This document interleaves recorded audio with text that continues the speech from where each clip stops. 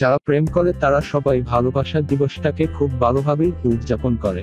কিন্তু আমরা কি ভালোবাসা দিবসের ইতিহাস সম্পর্কে কিছু জানি? চলুন জেনে আসি ভালোবাসা দিবসের ইতিহাস। 269 সালে ইতালির রোম নগরীতে সেন্ট ভ্যালেন্টাইন নামে একজন খ্রিস্টান পাদ্রী ও চিকিৎসক ছিলেন।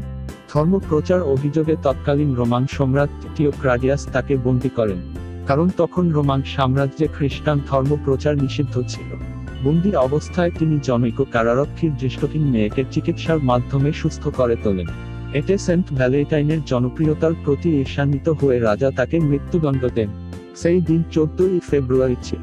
অতঃপর 496 সালে পোপ সেন্ট জেলাসিও প্রথম জুলিয়াস ভ্যালেন্টাইন স্মরণে 14ই ফেব্রুয়ারিকে ভ্যালেন্টাইন দিবস ঘোষণা করেন।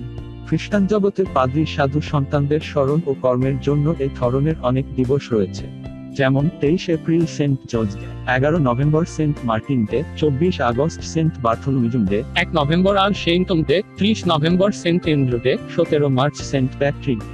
পাশ্চাত্যের ক্ষেত্রে জন্মদিনের উৎসব, ধর্মোৎসব সব ক্ষেত্রেই ভোগের বিষয়টি মুখ্য, তাই গির্জা অভ্যন্তরে ও মদ্যপানে তারা কসুর করে না।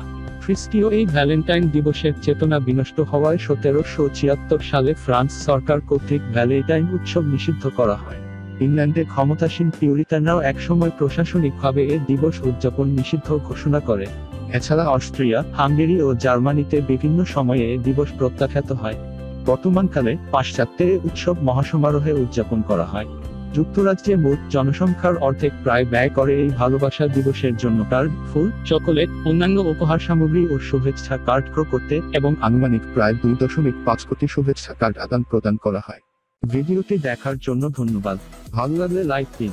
73 ফ্যাক্টস এর নতুন নতুন তথ্য জানার জন্য চ্যানেলটি সাবস্ক্রাইব করুন।